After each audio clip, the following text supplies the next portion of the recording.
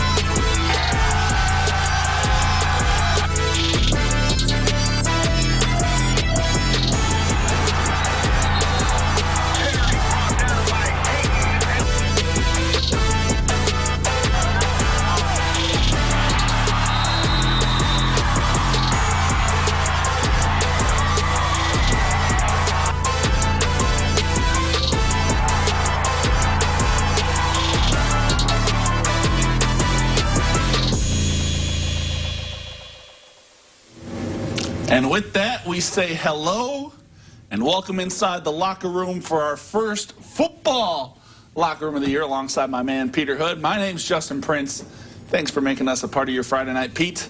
It has been a long summer. At one point, I thought this offseason was never going to end, but the wait is finally over. High school football is here. To quote our director, Zach Doms, the control room is shaking right now just because of all the excitement out here. So from now until the end of November, week in and week out, we are all in on Friday Night Lights. Now, the games don't begin for another month or so, but for us, Media Day marks the unofficial start of the 2019 season.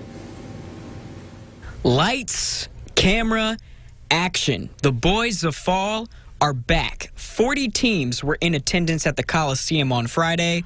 Only one of them is coming off of a win. Bishop Dwenger brought home state title number 5 last season, but that's in the past now. Time for a new challenge, say the Saints. The hardest thing to do in sports, especially football, is to go and repeat and do something that you did last year. So we just have to do what we did last year in the sense that keep the traditions of Bishop Dwenger going while working hard every single day. And if we can do that, great things will happen.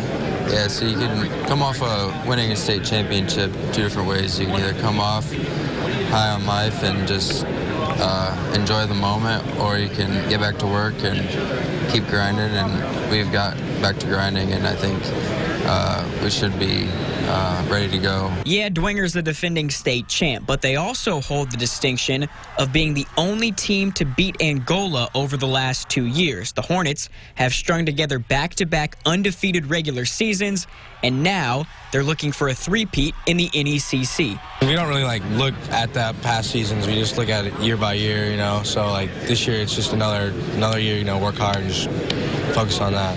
The cupboard is not bare. We lost a lot of really tough dudes from last year and guys that had a lot of experience, but we got a lot of very talented young men back and some, like I said, some young guys that are hungry. Elsewhere in 4A, East Noble still searching for that elusive sectional championship, but as far as the NE8 goes, they're the team to beat, and the Knights know defending that title won't be an easy task.